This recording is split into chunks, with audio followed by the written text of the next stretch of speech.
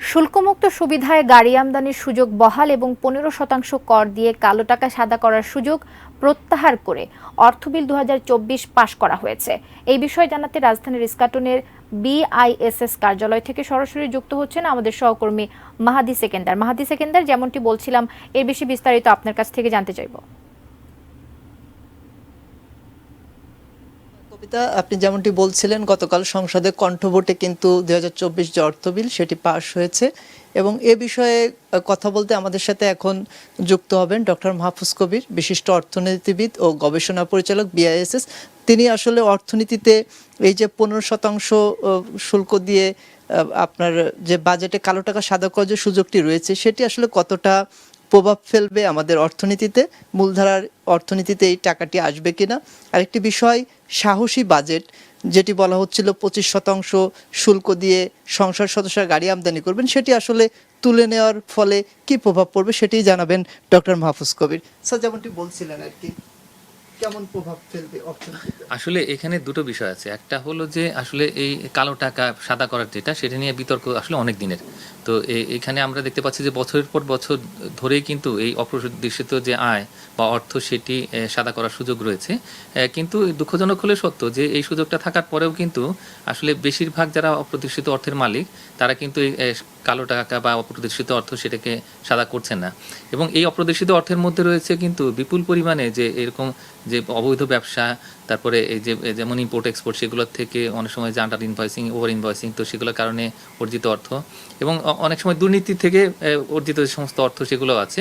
কিন্তু এর মধ্যে কিছু অর্থ রয়েছে যেগুলো হচ্ছে যে বেশি দামে হয়তো বাড়ি বা জমি, ফ্ল্যাট, এগুলো তো কেনা বেচা, সেগুলো থেকে কিছু অর্থ আসে যেগুলো তো দেখানো যায় না। তার কারণ সরকারের কিছু বিধিনিষেধ রয়েছে। এখানে প্রত্যেকটা জায়গা অনুযায়ী কিন্তু জমির দাম, ফ্ল্যাটের দাম, বাড়ির দাম সেগুলো কিন্তু নির্দিষ্ট করা আছে। তো এই কারণেই কিন্তু আসলে অনেকেই এই অপ্রদর্শিত অর্থের মালিক হয়ে যান এই পদ্ধতিগত কারণে। কিন্তু সব মিলিয়ে যে পরিস্থিতি তৈরি হয়েছে, বিপুল পরিমাণে আসলে অপ্রদর্শিত অর্থের পাহাড় কিন্তু জমে উঠেছে সমাজে এবং এটার কারণে কিন্তু অর্থনীতিতে নানা রকমের অস্থিরতা তৈরি হচ্ছে।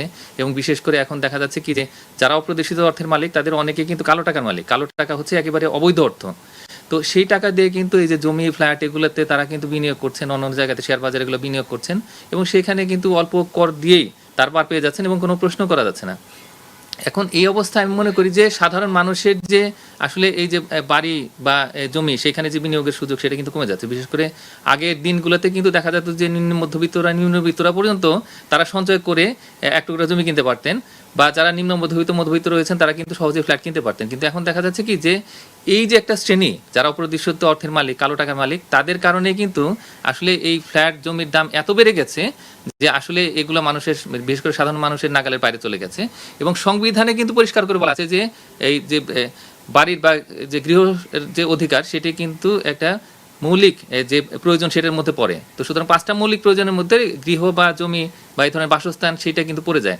তো সেই জায়গাটায় কিন্তু আমাদের যে অধিকার সেটা কিন্তু পূরণ হচ্ছে না। মূলত এই যে বিপুল পরিমাণে যে অপ্রদর্শিত অর্থ সেগুলোকে যে সাদা করার সুযোগ থাকার কারণে, তাই আমি মনে করি যে এটা অর্থনীতিতে যে বিশেষ করে আমি বলবো যে রিয়েল এস্টেট সেক্টর যেটি রয়েছে, সেই রিয়েল এস্টেট সেক্টর কিন্তু আসলে এই সাধারণ মানুষের যে নাগালে বা ধরাছোঁয়ার বাইরে কিন্তু থেকেই যাবে যদি আমরা এই যে অপ্রদর্শিত অর্থ যে 15% কর দিয়ে সাদা করার সুযোগ রেখে দিই।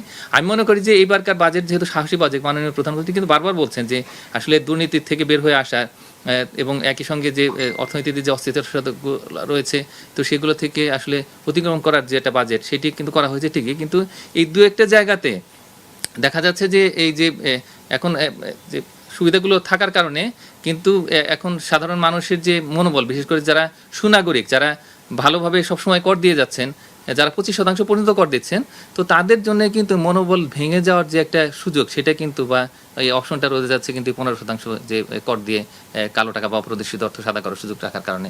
স্যার, সংসদ সদস্যদের জন্য যে 25% শুল্ক আরোপের পর গাড়ি আমদানিতে আবার তুলে নেওয়ার কণ্ঠভোটে পাশ হলো, সেটিকে যদি সংক্ষেপে যদি বলতেন। হ্যাঁ, এখানে আমি মনে করি যে আসলে এই নাগরিকদের মধ্যে এই ধরনের ব্যবধান থাকার কোনো সুযোগ থাকা উচিত নয়। মাননীয় সংসদ সদস্যরা তো এদেশের নাগরিক, তারা যদি এই গাড়ির মালিক হন তাহলে সেই ক্ষেত্রে তাদের আসলে সাধারণ হারেই কর দিয়ে যদি তারা গাড়ির মালিক হন সেটা সবচেয়ে ভালো। হ্যাঁ, তার কারণ এখন দেখা যাচ্ছে কি যে যারা সংসদ সদস্য হচ্ছেন তারা কিন্তু তাদের একটা বড় অংশ কিন্তু আসছেন এই ব্যবসায়ী শ্রেণীর দিক থেকে। তো এখন আরেকটা বড় সমস্যা হচ্ছে কি যে এখানে যে রাষ্ট্রপতির একটা মানে আদেশ রয়েছে, সেই আদেশের কারণে কিন্তু আসলে এই যে তাদের উপরে আসলে বিশেষ করে গাড়ির উপরে কর আরোপ করা যাচ্ছে না। আমি মনে করি যে এই যখন প্রস্তাব করা হয়েছিল তার আগে আসলে রাষ্ট্রপতির আদেশটার পরিবর্তন দরকার ছিল। এখন ওই বিধিনিষেধের কারণে কিন্তু আসলে এই যে করটা আরোপ করা হলো এবং সেটা যে পরিবর্তন করা হচ্ছে বা তুলে নেওয়া হচ্ছে, সেটা নিয়ে কিন্তু আমাদের কথা বলার তেমন সুযোগ নেই। তবে নৈতিকভাবে আমি মনে করি যে এখানে কর থাকা দরকার ছিল এবং এটা চালিয়ে এটা করে তারপরে একটা সময় ধরে আসলে মহামান্য রাষ্ট্রপতির যে আদেশ সেটার যে পরিবর্তন সেটা করে নিয়ে তারপরে কার্যকরী করা যেত। তো এইভাবে করে আমি মনে করি যে নাগরিকদের মধ্যে যে ব্যবধান রয়েছে করের ক্ষেত্রে, তো সেটা আসলে আমার মনে হয় যে দূর করা যেতে পারতো। তো কবিতা যেমনটি বলছিলেন, তিনি যে একটি নাগরিকদের মধ্যে যে করের সমতার যে জায়গা সেই বিষয়টি তুলে ধরছিলেন এবং অপ্রত্যাশিত অর্থের যে বিষয়টি সেটি মূলধারায় যুক্ত হলে আসলে সাধারণ মানুষের উপর একটি প্রভাব পড়বে। তো এই ছিল আমার কাছে BISS থেকে সর্বশেষ।